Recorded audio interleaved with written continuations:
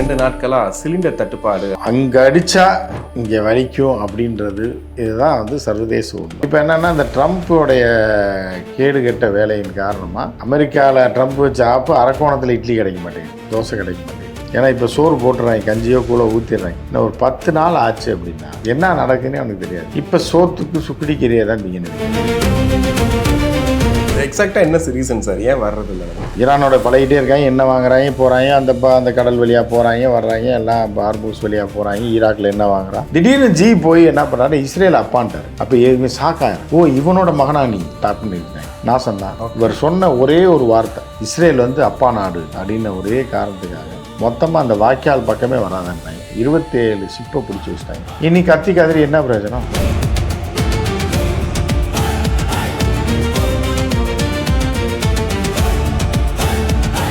நம்ம வந்து கேஸ் பெரும்பகுதி எங்கே வாங்கிட்டு இருக்கோம்னா கத்தாரில் வாங்கிட்டு இருக்கோம். கத்தார்லேருந்து கேஸ் எங்கிட்ட எடுத்துகிட்டு வரணும் அப்படின்னா ஹர்மூஸ் ஸ்ட்ரைட் வழியாக தான் எடுத்துகிட்டு வரும், கடல் வழியாக தான். இப்போ ஹர்மூஸ் அடைச்சிட்டாங்க, நீங்கள் எப்படி கொண்டு வருவீங்க? அது மட்டும் இல்லாமல் கத்தார் வாங்கின அடியில் கேஸ் ப்ரொடக்ஷனை நிறுத்திட்டான். அப்போ ப்ரொடக்ஷனும் இல்லை, ஏத்தனை கப்பலும் மாட்டியிருக்கு. அப்படி அந்த கப்பலை திறந்து விட்டாலும் 5 நாள் ஆகும் வர்றது. இன்னும் பெட்ரோல் டீசல் வந்து ஒரு 25 நாளைக்கு இருக்குது. டோட்டலாக நான் மட்டும் போட்டாங்க. இப்போ 3000 ரூபாயில் சொல்கிறேன், எப்படி வெளியே போய் வாங்குவீங்க? இன்றைக்கி நான் கேட்டேன், எனக்கு 3000 இல்லைன்ட்டாங்க. இல்லை இல்லை எவ்வளோ வேணாலும் தரேன், நான் 3 ரூபா ஆகும், நான் வேணா கேட்டு பார்க்குறேன். ஐவிஆர் ஆஃப் பண்ணிடுவாங்க, எல்லாம் ஆஃப் பண்ணிடுவாங்க. கடைசியில் மோடிஜி வெளிநாடு போயிட்டாருன்றாங்க. எவனையுமே பிடிக்க முடியாது. பெட்ரோலியத்துறை அமைச்சர் எங்கேனே தெரியல, எந்த அதிகாரி வாய் திறக்கவே இல்லை. எத்தனை நாளைக்கு கிடைக்கும் கிடைக்காது எதுவுமே எல்லாம் ஆஃப் பண்ணி விட்டு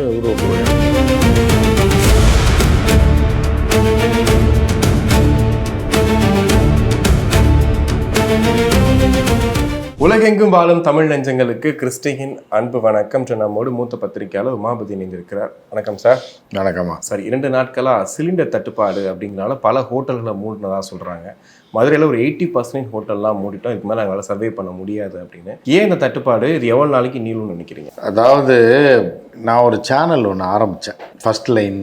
என் சேனல் இப்போ ஓடிட்டு இருக்குல்ல, இதை ஆரம்பித்ததோடைய நோக்கமே என்ன அப்படின்னு பார்த்தீங்க அப்படின்னா, எளிய மக்களுக்கும் சர்வதேச அரசியலை எளிமையாக புரிய வைக்கணுன்றக்காக. சரி, அவன் என்ன அந்த என்ன சொல்கிறது, இந்த என்ன கேட்குறதுன்னு நம்ம ஆட்கள் இருப்பாங்க. அவன் என்னன்னா அரசியல் அமெரிக்காவில் நடந்தான் என்ன, ஈரானில் அவனும் இஸ்ரேல்காரனும் சண்டை போட்டான்னா அது எங்கே இருந்தால் எந்த இருந்தால் நமக்கு என்ன, நம்ம வேலையை பார்ப்போன்னா இவங்க என்னமோ வீணாக போனவனுங்க இங்கே உள்ளதை சொல்கிறான்னா இஸ்ரேல் சண்டை, ஈரான் சண்டை, குவைத்து அப்படின்னு. அங்கே அடித்தா இங்கே வலிக்கும் அப்படின்றது இதுதான் வந்து சர்வதேச உண்மை. நாஸ்டாக்ல ஏதாவது சேஞ்ச் வந்தால் நம்ம இங்கே போய் பிச்சை எடுக்க வேண்டியது இருக்கும். ஒப்பேக்கில் ஒரு ரேட்டு மாறுச்சுன்னா இங்கே பெட்ரோல் டீசல் விலை மாறும், கடைசியில் இருக்க வரைக்கும் மாறும். இது எல்லாமே இதுதான் வந்து சர்வதேச அரசியல் மாற்றங்களில் ஒரு சிங்கிள் மேன் நினச்சா இந்த உலகத்தையே தெருவு கொண்டு வந்துடுவான், ஹியூமன் கேட்டல்ஸை பூராத்தையும். அதுக்கு உதாரணம் தான் ட்ரம்ப். ஒரே ஒரு சிங்கிள் மேன் நினச்சான்னா உலகத்தில் பொருளாதாரம், இப்போ நீங்கள் பூரி சாப்பிட்ணுன்னு ஆசைப்பட்டீங்கன்னா கூட இட்லி தான் தர்றான் ஹோட்டலில் 2 நாளாக அப்படின்றது ஒரு இதாக இருக்குது. ஏன்னா பூரிக்கு என்ன காயணும், கொதிக்க நம்ம இதெல்லாம் ஃப்ரைட் ரைஸ் போடுறேன்னு பார்த்தீங்கன்னா அடுப்பு அப்படியே ஃபயர்லேயே வச்சுருப்பாங்க, எரிஞ்சிக்கிட்டே இருக்கும். எதுக்கிட்ட அமர்த்தி தொலைங்கடானா தொலைக்க மாட்டான். இப்போ தான் அவங்களுக்கு பின்னாடி சுண்ணாம்பு தடவுன மாதிரி இருக்கும் சுருன்னு. ஏன்னா இவங்க பண்ணுற அநியாயம் ஒரு பக்கம், இவங்க ஏதோ வந்து இப்போ ஏதோ கேஸ் எல்லாம் ரோட்டில் அப்படியே பொத்துக்கிட்டு கொட்டுற மாதிரி பண்ணிட்டு இருந்தேன், இது ஒரு பக்கம். இப்போ என்னென்னா இந்த ட்ரம்ப்போடைய கேடுகெட்ட வேலையின் காரணமாக அமெரிக்காவில் ஏற்பட்ட அந்த மாற்றங்கள், அமெரிக்கா வச்ச இந்த ஆப்பு வந்து அரக்கோணம் வரைக்கும் வந்துச்சு. அமெரிக்காவில் ட்ரம்ப் வச்ச ஆப்பு அரக்கோணத்தில் இட்லி கிடைக்க மாட்டேங்குது, தோசை கிடைக்க மாட்டேங்குது. Of oil போட்டுன்னா போறையா சுடுதண்ணியை ஊற்றுவான்றாங்க. என்னையானா கல்லே வைக்கலையா, நீ வேறு கேஸ் இல்லை, நீ வந்து ஆஃப் ஆயில் போடு, ஆம்லேட் போடு, நிறைய இதெல்லாம் சொல்லுவாங்க பாருங்க. சரக்கு அடிச்சிட்டு சில பேர்லாம் ஒழுங்காக ஆம்லேட்டு போட்டுன்னா போட போகிறான், கொஞ்சம் வெங்காயம் நிறையா போடுங்கன்னு. ஏன்னா கொடுக்குற காசுக்கு கொஞ்சம் வெங்காயத்தை தின்னுட்டு போயிடுவோம் அப்படின்னு. இப்படிலாம் அநியாயம் பண்ணுவாங்க நம்ம. அதுக்கப்புறம் என்ன பண்ணுவாங்கன்னா எதையா ஒன்று சொல்லி எதாவது சாப்பிட்டுட்டு இருப்பாங்க, மசாலா கம்மியாக இருக்குன்னுவா, தோசை ஓரத்தில் வேகலைன்னுவாங்க. இப்போ தோசையே கிடையாது போன்ற மாதிரி நிலைமைக்கு ஆளாயிடுச்சு. இப்போ இன்னும் கொஞ்ச நாள் ஆச்சுன்னா இட்லியும் கிடைக்காது. இப்போ விறகு தேடி அலைஞ்சிக்கிட்டு இருக்காங்க, பார்த்தீங்களா இல்லையா? நிறைய இடத்துல விறகு கடையில் போய் அலைஞ்சிட்டு இருக்காங்க. இப்போ தான் யோசிச்சு பார்க்குறேன், 25 வருஷத்துக்கு முன்னாடி இங்கே ஒரு விறகு கடை இருந்துச்சுன்னா இப்போ அப்பார்ட்மெண்ட்ஸாக இருக்குது. அங்கே போய் சுற்றி பார்த்துட்ருக்காங்க விறகு. இப்போ ரோட்டில் கிடக்கிற குச்சியெல்லாம் பொறுக்க ஆரம்பிச்சிடுறாங்க. இன்னும் ஒரு 10 நாள் போச்சுன்னா சில கஷ்டப்படுற ஏழைகள்லாம் என்ன பண்ணால் நான் ரோட்டில் நடந்து போகும்போது ஏதாவது குச்சி கிடச்சின்னா டக்குன்னு கையில் எடுத்துகிட்டு வீட்டுக்கு போய், நான் நாளைக்கு சாம்பார் வைக்கிறதுக்கு இதாகுன்ற நிலைமைக்கு இன்னும் ஒரு 10 நாளில் வந்துடும். இப்போ வந்து என்ன ஆகுது அப்படின்னு பார்த்தீங்கன்னா, ஹோட்டல்லாம் மூடிட்டான். கேஸ் சிலிண்டரை பிடிங்கி விட்டோம்னா, கேஸ் இல்லைன்னா என்ன பண்ண முடியும்? மாவு இருந்து என்ன பிரயோஜனம், இது இருந்து என்ன பிரயோஜனம்? ஒன்றுமே பண்ண முடியாது. அதே மாதிரி வந்து இனி கறி வாங்க மாட்டாங்க ஒன்று. ஏன்னு கேட்டிங்கன்னா, அது வந்து அந்த கறி வேகிற டயத்துக்கு நீங்கள் 4 டைம் சாப்பாடு வச்சிடலாம், 3 வேளை சாப்பாடே சமைச்சிடலாம். ஸோ அதனால் இப்போ கறிக்கடையெல்லாம் இப்போ எங்கே பாருங்க, அமெரிக்காவில் வச்ச ஆப்பில் இங்கே கறி வேக மாட்டேங்குது, ஆட்டுக்கறி வேக மாட்டேங்குது. ஸோ இப்படி போய் இன்னும் மோசமாக போய் கடைசியில் வந்து இப்போலாம் அவங்களுக்கு ஒன்றும் தெரியாது. இப்போயும் நிறைய இப்போ நீங்கள் பார்த்தீங்கன்னா இந்த தாவேக்கா தொண்டர்கள்லாம் பார்த்தா தாவேக்கான்னு கத்திட்டு இருக்கான்.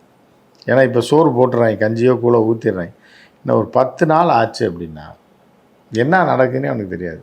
ஏன் ஹோட்டல்லாம் மூடிட்டு இருக்காங்க? ஆமாம், விஜய் வீட்டுக்கே தீ வச்சாலும் ஆச்சரியப்படுறதில்ல. ஏன் தலைவா நீ அரசியலுக்கு வந்த, நாங்கள் உன்னோட சேர்ந்து நானும் நாசமாக போயிட்டேன், வீட்டில் கேஸ் கிடைக்கிறது கூட எனக்கு தெரில அப்படின்ற மாதிரி. இப்போ கேஸ் சிலிண்டர் 3000 ஆயிடுச்சு. இதுக்கும் விஜய்க்கும் என்ன சார் சம்பந்தம்? அம்மா என்னைய வந்து இப்போ படம் பார்க்க வச்ச, டான்ஸ் பார்க்க வச்ச, எல்லாம் பார்க்க வச்ச, சிலிண்டர் எங்கே கிடைக்குதுன்னு அந்த விஷயத்தை நீ சொல்லவே இல்லையே தலைவா. இந்த படத்துலையும் சிலிண்டர் கிடைக்கலன்னா என்ன பண்ணுறதுன்ற இதே சொல்லலையே அப்படின்ற ஒரு கோவம் எங்களுக்கு வரும். அப்போ வந்து அவன் போய் அலைஞ்சு பார்ப்பான், ஒன்றுமே தெரியாது. ஸோ அவர் தான் அன்னபூர்னால 6 சிலிண்டர் தரேன்னு சொன்னார் சார். என்னைக்கு அதை தான் சொல்கிறேன்ல, எம்டி சிலிண்டர் கூட தர முடியாது. புரியுதா உங்களுக்கு? எம்டி சிலிண்டர் ஏதாவது இவங்க எதுனா அவன் வீட்டில் தீ வச்சாதான் அவனுக்கு தெரியும். புரியுதா உங்களுக்கு? இப்போ சோத்துக்கு சுக்குடிக்கறியை தான் திங்கணுவீங்க. இப்போ எலெக்ஷனுக்கு முன்னாடியே இப்போ இன்றைக்கி ஜி வராரு, சாயந்தரம் மனம் நொந்து தான் வருவார். என்னத்த பேசுகிறதுனே தெரியாது, வந்து பேசுவார். நான் தூரத்தில் வச்சுருவேன், 25 அடிக்கு ஆளை கிட்ட விட மாட்டாங்க. விட்டாங்கன்னா வேறு விபரீதமாயிடும். இல்லை இப்போ அவர்னால தான் இந்தியாவில் கிராமங்கள் வரைக்கும் சிலிண்டர் போய் சேர்ந்துருக்குன்னு சொல்லிட்டு பெருமையாக பேச. அதை தான் சொல்கிறேன். அவன் விறகுல சமைச்சு ரொட்டியை சுட்டு ஏதோ தின்னுட்டு இருந்தாங்க, கொஞ்சம் அரை வயிறுங்க வயிறுமா சாப்பிட்டுட்டு இருந்தாங்க. இப்போ கேஸை போட்டு அவங்க வந்து இந்த இதில் கவுண்டர் பண்ணி என்ன பண்ணுவான் அப்படின்னா, கப்பலில் வேலைன்னு சொன்ன உடனே இருக்கிற வேலையெல்லாம் பண்ணிட்டு போகும்போது அங்கே பார்த்தா கடலில் இறங்கி கப்பலை தள்ளுற வேலைன்னொடனே திருப்பி பழையபடி வருவான் பாருங்க, வீட்டில் செருப்பை கழட்டி அடிப்பாங்க. அந்த மாதிரி இப்போ விறகு தேடி அலைய ஆரம்பிச்சிட்டாங்க. இப்போ புருஷன் பொண்டாட்டிக்கு சண்டை, ஊருக்குள்ளே சண்டை. அன்றைக்கே சொன்னேன்ல இந்த ஆள் பேச்சை கேட்காத அப்படின்னு. ஒழுங்காக விறகுல இப்போ ரொட்டி சுட்டுக்கிட்டு இருந்தேன், சாப்பிட்டுட்டு குளிர் காய்ச்சின்னு நம்ம பாட்டுக்கு இருந்தோம். இப்போ ஏதோ சிலிண்டர் தராரு, அது தராருன்னு சொல்லி காசையும் கொடுத்து கரமத்தி வாங்கின மாதிரி எல்லா விறகையும் தூக்கி போட்டே இப்போ என்ன பண்ணுவான்ற ரேஞ்சுக்கு அது போய்ட்டுருக்கு. ஸோ இப்போ வந்து இந்தியாவே இன்னும் ஒரு இப்போயே வந்துட்டாங்கலாம். இப்போ இன்னும் பல பேருக்கு பேப்பர் படிக்க மாட்டாங்க. இப்போ யூடியூப்பில் இந்த இது ரீல்ஸ் மட்டும் பார்த்துட்டு இருக்க பிள்ளைங்க, நான் புதுசாக கல்யாணமானது ஒரு 30-35 வயசில் இருக்கிறதெல்லாம், அதுக்கெல்லாம் ரீல்ஸை தவிர எதுவுமே தெரியாது இந்த உலகம் எங்கே போயிட்டுருக்குன்னு. திடீர்னு பார்த்தா காலையில் டீ போட்டுக்கிட்டே இருக்கும்போது டாப்புன்னு அடுப்பு ஆஃப் ஆகும். அப்போ தான் டைவர்ஸ் ஆரம்பிக்கும். அங்கே தான் அவன் ஒரு பக்கம் ரீல்ஸ் பார்த்துட்டு இருப்பான். அங்கே சிலிண்டர் காலேஜ் என்ன செய்ய சொல்கிறேன், புக் பண்ணுங்கன்னா நம்பர் ஒர்க் ஆகாது. ஐவிஆரில் போட்டால் அவன் எடுக்க மாட்டான். புக்கிங் இப்போ வரமாட்டேங்குது. அந்த ஐவிஆர் அவன் ஆஃப் பண்ணிட்டாங்க. ஐவிஆர் ஆஃப் பண்ணிடுவாங்க, எல்லாம் ஆஃப் பண்ணிடுவாங்க. கடைசியில் மோடிஜி வெளிநாடு போயிட்டாருன்றாங்க. நீ எவனையுமே பிடிக்க முடியாது. பெட்ரோலியத்துறை அமைச்சர் எங்கேனே தெரில, எந்த அதிகாரி வாய் திறக்கவே இல்லை. எத்தனை நாளைக்கு கிடைக்கும் கிடைக்காது எதுவுமே எல்லாம் ஆஃப் பண்ணி விட்டு ஒரு ஆல்டர்னேட் சொல்யூஷன் கூட எதுவுமே சொல்லலை சார் இது வரைக்கும். சொல்யூஷன் எதுனா பஞ்சர் போடுறதா, இந்த சொல்யூஷன் இல்லைன்னா அந்த சொல்யூஷனை போடுறேன்னு. இது ஒன்றுமே கிடையாது. நம்மகிட்ட இருப்பு இருக்கு இல்லை அதை சொல்லி நீங்கள் என்ன பண்ண போகிறீங்க? இருப்பு இருக்குன்னு சொன்னால் என்ன பண்ண போகிறீங்க? இன்னைக்கெல்லாம் வடபழனியில் அந்த கேஸ் ஸ்டேஷன்லாம் மூடிட்டாங்க சார், ஆட்டோலாம் வெளியே நிற்கிதாங்க. ஆமாம், ஆட்டோ வெளியே தான் நிற்கணும். இப்போ ஆட்டோலாம் உருட்டி கொண்டு போய் தள்ளியே கொண்டு போகணும், கொண்டு போய் வீட்டில் நிறுத்திட்டு உட்காந்துருக்க வேண்டியதான். இப்போ வந்து என்ன பண்ணிட்டாங்கன்னா, மோடிக்கு ஓட்டு போடுறதுக்கு குஜராத்காரனுக்கு பூரா சூடு வச்சு விட்டாங்க, ராஜஸ்தான்காரனில். கடைசியில் யார்கிட்ட போய் விடியும்? காசு போட்டிருக்க போகிற ராஜஸ்தான் ஸ்டேட்டு தான் ஃபைனான்ஸ் போட்டிருக்கேன் ஆட்டோக்கெல்லாம். இவங்க ஐயா ஜி வண்டியை வச்சு இங்கே ஜின்னா அவன் வீடு பூரா ஆட்டோவாக நிற்கும். அவன் என்ன பண்ணுவான்? ஆட்டோவை வச்சு கேஸ் இல்லை ஜி ஓட்ட முடியாது, டியூ கட்ட முடியாதுன்னா அவன் நாசம், அவன் குடும்ப நாசம். ஆட்டோ ஓட்டுநர்கள் ஏதோ போய் ஏதாவது ஒரு வேலையை பார்த்து ஏதாவது பண்ணணும், அதுக்கப்புறம் தான் பண்ணணும்.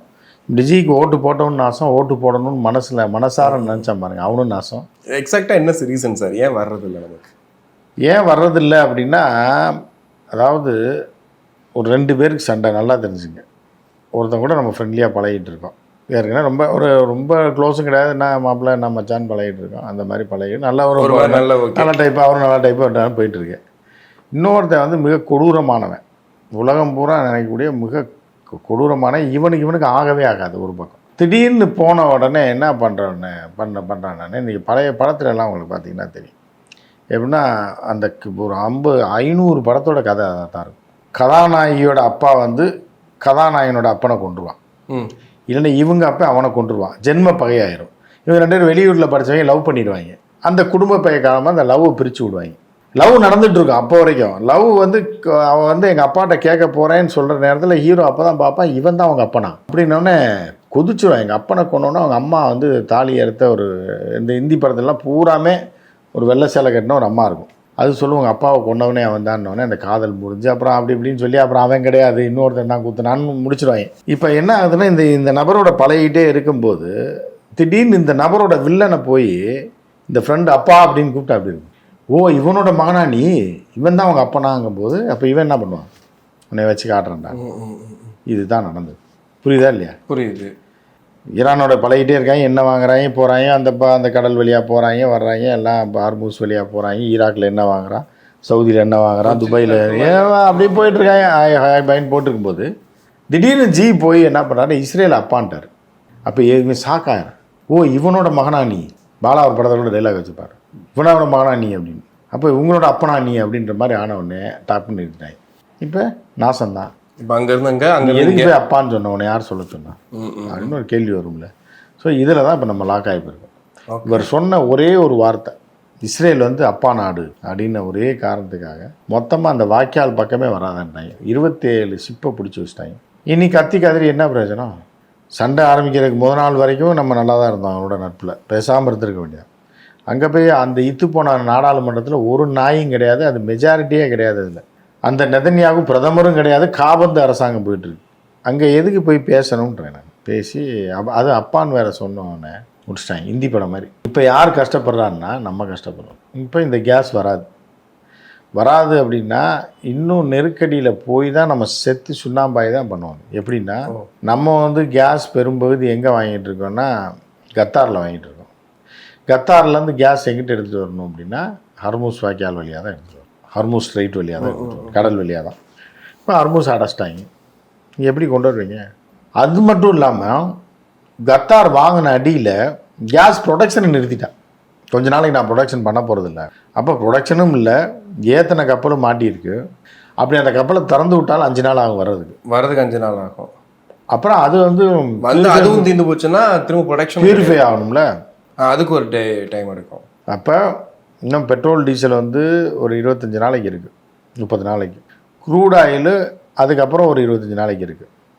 அதனால் பெட்ரோல் டீசல் இப்போ அப்படியே போயிட்டே இருக்கும். கேஸ் நம்மகிட்ட ஸ்டாக் இருந்தாலும் எமர்ஜென்சிக்காக ஸ்டாப் பண்ணிட்டாங்க. ஏன்னா வீட்டு சிலிண்டர் இல்லைன்னா பொம்பளைங்கள்லாம் கொந்தளிச்சிடுவாங்க. மோடிஜி தான் சிலிண்டர் கொடுத்தாரு, பெண்களுக்கு அக்கௌண்ட் ஓப்பன் பண்ணி கொடுத்தாரு, அக்கௌண்ட்டில் காசு போட்டார், இப்படிலாம் சொல்லிட்டு இருந்தீங்களா? அப்போ எல்லோரும் ஜி தானே செஞ்சார். அப்போ இது ஜி தான் காரணம். ஆனால் வீட்டு சிலிண்டர் வரைக்கும் பிரச்சனை வந்துருச்சு. இல்லை இப்போ உங்கள் வீட்டில் சிலிண்டர் இருக்கா? இருந்திருக்கும். புக் பண்ண முடியல. இப்போது புக் பண்ண முடியாது. இப்போ ஏற்கனவே வாங்கி வச்சது இருக்கும், 2 இருக்குது, அது ஓடிட்டுருக்கு. ஆமாம், அது ஓடுறதுக்குள்ளே நீங்கள் தப்பிச்சிட்டிங்கன்னா உண்டு. சில பேர் வந்து ஒன்று காலியாக இருக்கும், புக் பண்ணியிருப்பாங்க, இன்னொன்று காலியாகிற ஸ்டேஜில் இருக்கும். அவன் தான் இப்போ தெருவுக்கு வந்துட்டான். இப்போ ஒரு குரூப் வந்துட்டாங்க, வந்து இப்போ சிலிண்டர் வாசலில் போய் நிற்கிறாங்க, அங்கே போய் புக் பண்ணுறாங்க. அவங்க லெட்ஜர் பேப்பர் இப்போ இவங்க தான். இதை தான் நான் சொல்லிக்கிட்டே இருக்கேன். என்றைக்கு எலக்ட்ரானிக்கில் வந்து நீங்கள் கேம் ஆடி விர்ச்சுவல் மணியில் ஆடுறீங்களோ ஒரு நாளைக்கு தெருவில் நிற்பீங்க. இந்த விர்ச்சுவல் ஆஃப் பண்ணிட்டு போயிட்டான்ல நீங்கள். அப்போ வந்து கேஸ் கம்பெனிக்காரன் நோட்டெல்லாம் தொலைச்சிக்கிட்டான். இப்போ கேஸ் கம்பெனியில் எவனுமே இருக்க மாட்டான். இப்போ பார்த்தீங்கன்னா 2 பிள்ளைங்க மட்டும் வேலை பார்த்துட்டு இருக்கோம், ஃபோனே எடுக்க மாட்டாங்க. இப்போ அவங்களுக்குலாம் என்னென்னா நீங்கள் ஐவிஆர் நம்பரில் புக் பண்ணுறீங்கன்னா அவங்களுக்கு வேலையே இல்லை. அதில் புக் பண்ணுவீங்க, இவங்க போய் சப்ளை மட்டும் அவுட் எடுத்து பண்ணிட்டு இருந்தாங்க. அவ்வளோதான், வாட்ஸ்அப்லேயே பண்ணலாம் சார். வாட்ஸ்அப்பில் தான் பண்ணிட்டு இருந்தோம். இப்போ வாட்ஸ்அப் ஒர்க் ஆகாதான்னு பாருங்கள், ஆகாது. ஐவிஆர் ஆகாது, சிலிண்டர் வராது. இப்போ என்ன ஆச்சுன்னா டோட்டலாக நாமத்தை போட்டாங்க. இது எவ்வளோ நாளைக்கு சார் போகும் இந்த பிரச்சனை? எவ்வளோ நாளைக்கு போகும்னா ஈரான் மனசு வச்சா மட்டும்தான் முடியும். அதுக்கு ஜி என்ன பண்ணுறாங்கன்னா இவங்க நம்ம எக்ஸ்டர்னல் அஃபேர்ஸில் கொஞ்சம் விடுங்க, நம்ம அதை உங்கள் கப்பல்லாம் நாங்கள் பாதுகாக்கிறோம், கொஞ்சம் நாளைக்கு கூட இங்கே பார்க்கிங் பண்ணிக்கங்க, டாக் பண்ணிக்கங்க. ஆனால் அந்த ஒரு 27 கப்பலில் விடுங்கண்ணா, நீ போய் அவன்கிட்ட கேளு, எவன் அப்பான்னு சொன்னியோ உங்கள் அப்பாட்ட கேளுன்றேன். உங்கள் அப்பாட்ட கேளுப்பா. எதுக்கு சார் போய் சொல்லணும்? அது என்ன சார் தெரியல, அது ஏதோ ஒரு உணர்ச்சி வசப்பட்டு சொல்லிட்டாருன்றாங்க. அதுக்கு வந்தவன் கைபர் போகலான்னு கனவாயில் வந்தவனுக்கு வேணா அப்பனா இருக்கலாம், ஒரு வேளை ஒரு ஜெனட்டிக்கலாக டச் இருக்கலாம். நீ உனக்கு இதுக்கு என்ன சம்மந்தம்னு கேட்குறாங்க. நம்ம மோடிஜி அப்படி கேட்க முடியாது. இருந்தாலும் மோடிஜிக்கும் கைபர் போலன்லேருந்து மோடி பியூர் குஜராத்தி இந்தியன், இவர் ஏன் அப்பான்னாருன்றது தான் இல்லை, புரியல.